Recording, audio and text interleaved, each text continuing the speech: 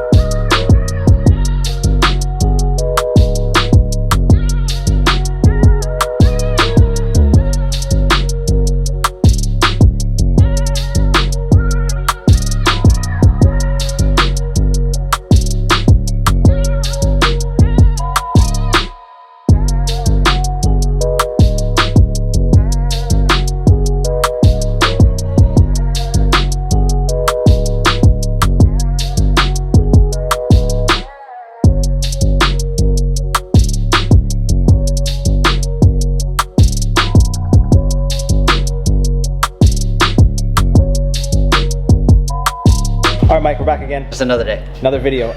We are currently starting the process of taking the wheels off. Yep. Doing the stud conversion today. Kennedy's on the badge installation. Correct. Can you show us what all this is right here? Yeah, so it looks like IND sent you a care package. Just a little bit. Just a little bit. So this is what basically every single M3 owner would want to do, which is actually pretty expensive, to be honest with you. Mm-hmm. So you have their special decals here. Oh, the I'm keeping. We have the painted front side reflectors on the front bumper, because those are orange from factory. You know, US spec, unfortunately. So the European ones are white, or they're color matched? No, they don't have any at all. Oh, yeah, they don't have any at all.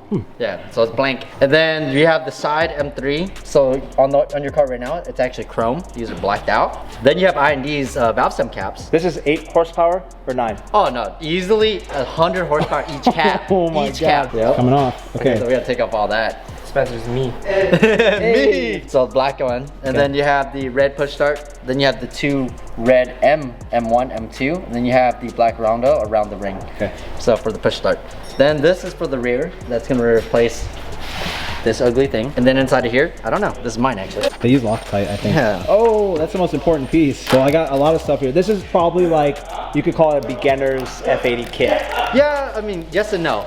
So this is more of like I would say, yeah, a lot of people would do this, but not all of them. Okay. I think like a lot of people actually sometimes prefer the chrome, or sometimes they don't like the paint matched reflectors, or they just don't care for it. But the biggest thing for me is no matter what, you gotta, come on man, you gotta get the black one. I think so too. And it'll look way cleaner on the contrast with the white too. Exactly. So this is a replacement for that, which to me is not like a huge issue on a white car because it kind of blends in. On a black car, that really shows. So here's the difference.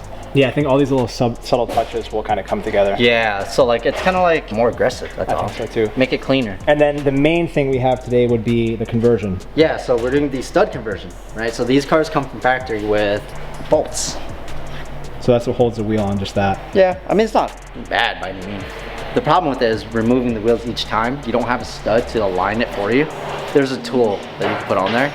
But you gotta screw that thing on. You place the wheel on, then you screw this down, then you pull the tool off. So it's a bigger process than just taking a wheel off. Exactly, you know, just put a stud in it. Then how, just in a quick nutshell, how does this work exactly? Yeah, so instead of using a bolt just like this, what we would use is, this is from Motorsport Hardware, by the way. Yeah, shout out to them.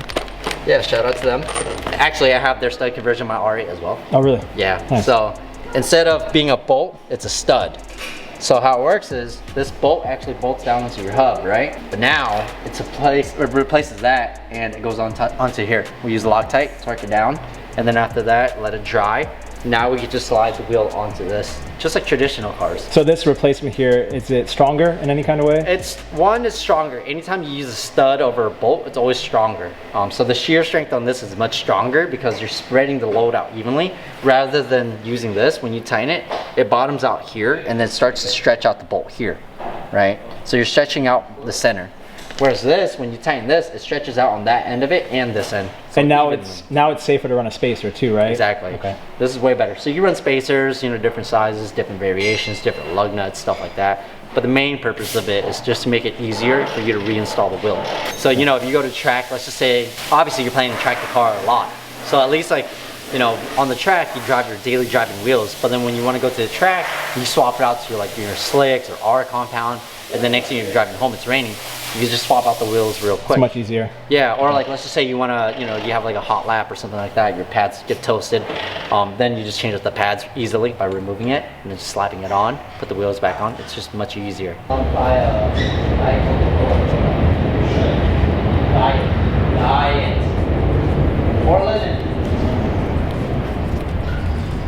Kennedy, you did my E92 badge. Correct. And you did the same technique. How does this work? Because this guy is so precise. Is that why it's Precise Dynamics? Is that the reason why you named it? Because this guy? Precision on the dot. Yeah. Pretty simple. Let me remove this out of the way first, just so that you guys can get a better idea. So it's pretty simple. Usually I mask around the surrounding areas of the badge itself, as you can see. So every little corner is covered, even if it's a slit on the side. So you did this with the OEM badge on there? Yeah, masking tape. And then from there I just mark the edges of the badges, like so.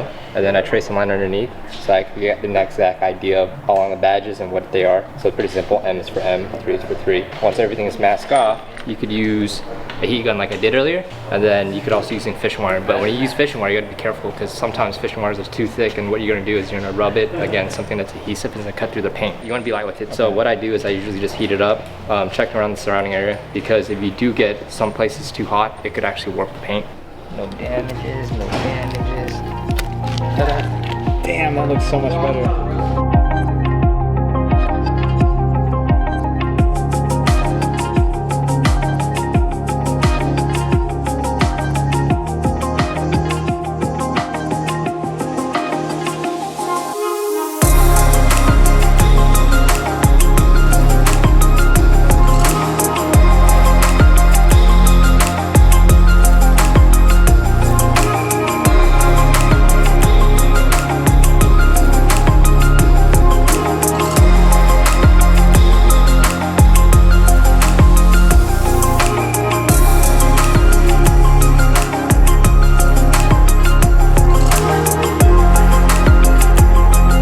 So I have to go underneath this, lift it up just enough, and then I gotta get another pry tool to push on the tab. That's a safe way to do it, right? Yeah, or I could just rip it off. Oh, sure. You just rip the tabs off. You fine with it? I'm using like a super soft plastic pry tool. So I put it right there, and now I gotta go underneath. Yeah, for Animal Planet food. So I'm doing the same thing like I did to the badge. You don't want to scrape the paint or damage the paint or mar anyway. So this, for installation wise, let me turn the light, slides into here, like so, and then it slides into this. Then there's 3 tabs that clips on like that.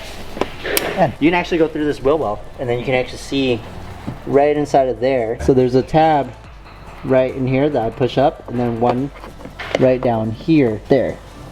So bring it in just a little bit right there. Yep, and I push down like this and I pop it out. Okay.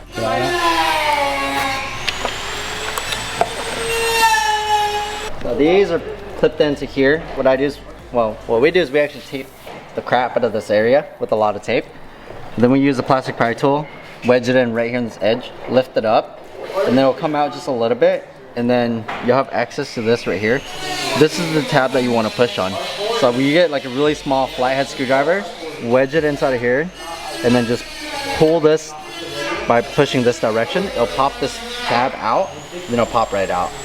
Or you could just be me, you know, and just think and just pull it right out. It comes right out. And this is the replacement part. Replacement part, yep. This goes right in. This end slides in first right here, and then you can push it in. So.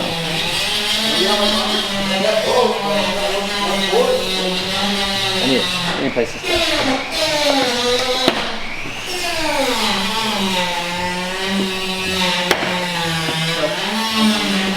Yeah. What a simple touch. Yeah. It makes it look so much better now. And with the M3 badge, Yeah. much cleaner. I think it looks better with this rather than a color matched rear, because it makes it look like there's just one blob. Well, I think also too, when we put the diffuser on, it'll have like a breakup of black and white contrast. Exactly. I like it. So these are from Motorsport Hardware. Should be 15 mil front and rear. Correct. 15. So these are hub centric. What that means is actually the center hub is going to be right here, which is actually this.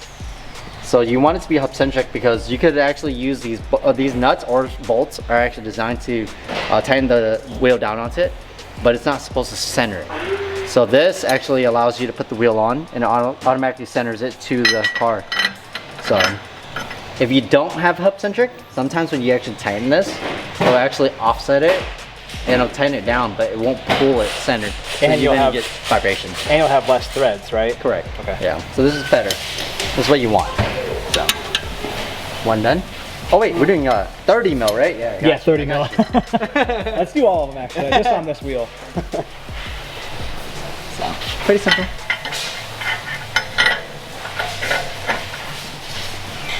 And I always try to like give people the knowledge of it, but spacers are just to push the wheels out. Yeah, just to push the wheel out further, so it's kind of like offset, right?